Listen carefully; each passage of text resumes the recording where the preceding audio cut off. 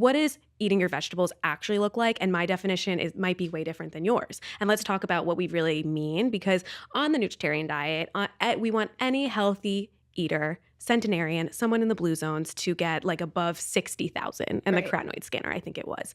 And we had a bunch of healthy looking people coming up to us and being like, I eat so many vegetables, I'll be so good at this, and getting a 20 or 30. Totally. And it's because you're right, quantifying the amount of greens that you're eating is hard. And we have a way to do it, which I just love, because I can say, if someone tells me they're eating a lot of fruits and vegetables, I can be like, no, you're not. Where can we fix that? Let's do a diet diary and talk about where that's coming in.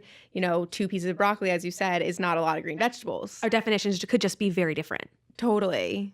So yeah. And we are a green vegetable dependent animal. The more greens you eat, the healthier you are. There's no way to deny that. 100%. And it helps fight disease or reverse disease. It does so many things. So I was talking to you about this idea too.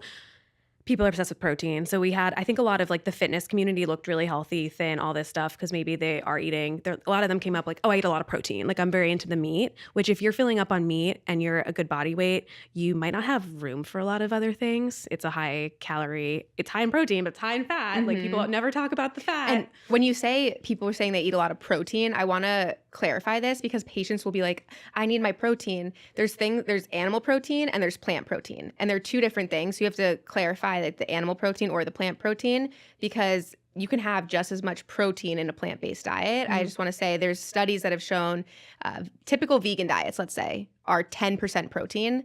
Typical animal-based diets are 17% protein. And a nutritarian diet, how we eat, is 20% protein, which is even more than an animal-based diet. So I think it's important to clarify when we're talking animal protein versus plant protein. And like what you're saying is people are eating a lot of animal protein, and that's why their carotenoid scanner is so low, because they're filling up on animals rather than plants. And it doesn't really matter what you eat. The message is just eat more plants and eat more greens. Eat vegetables, the PSA. Vegetables.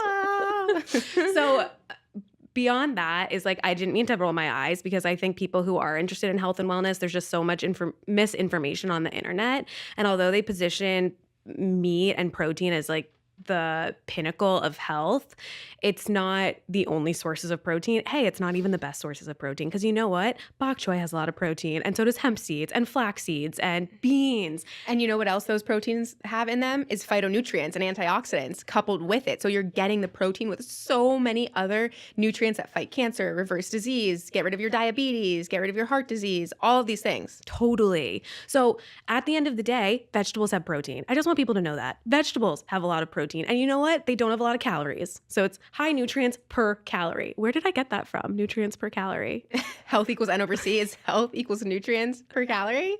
That's the number one principle of a nutritarian diet. Exactly. So these things matter. And also, I just wanted to say that if you take a carotenoid scan, if you want to know what your numbers are, green vegetables, bok choy is really high in the Andy scoring system, what Dad calls nutrient IQ, which means aggregate nutrient density index. It's just quantifying, again, the best foods for you. Totally. Like you can be vegan, you can eat animal products, but you can do both of those things and have a really low carotenoid antioxidant scan read on either one of those diets. Totally. So just eat more fruits and vegetables. And people who say that fruit they don't eat because it's too high in sugar, I'm sorry, people. But fruit is so good for you. It has so many antioxidants. And the fruit sugar is so different than the sugar in candy, than the sugar in honey, the sugar in maple syrup.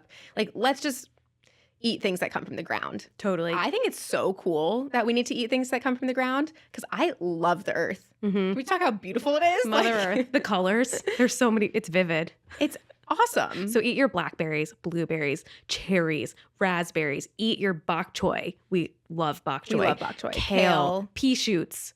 Pea shoots, that's a microgreen, but I meant snow peas. Snap peas? You like snap peas? Snap peas. There's she snow means peas. snap peas. There's like snap peas. You mean snap peas because that's the ones you love? I love them. Or is it, there's a snow pea too. You should really also eat your sprouts. Sprouts. If you want if you want to increase that carotenoid scanner quick, let's just throw sprouts on sprouts on sprouts. Also, I just need to point out a personal favorite, which is goji berries. You know, I add that to my breakfast cereal. I did that today. So high in antioxidants. So high. It's wild. I think it's the Mayans used to use them as a therapeutic superfood. Like these these foods that civilizations have been using for hundreds of years, many, many moons ago, are actually truly superfoods and medicinal. And they have a lot of health benefits, which is wild. So this is just like a little motivator to remind people that no matter what your dietary goals are, no matter if you have health concerns, if you don't, at the end of the day, if you're not eating your vegetables and fruits and berries, you're doing yourself a disservice. And if you do have health issues, you need to eat your greens and your fruits and your everything and beans too.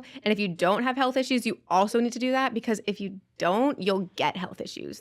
No one's invincible, and you can't just say you have good genetics. There's no such thing. It's like a very small population. It's a very small population that can be centenarians with not eating healthy, but it's not common, and you can't think that that's going to be you. You can't say that's not going to happen to me. And I will say, this is all really good news, because all these foods fill you up and sustain you so that you don't have to go hungry or be like questioning how much you should eat and limiting your portion size. We want you to eat huge portions of the right things, because they make you feel good on the inside.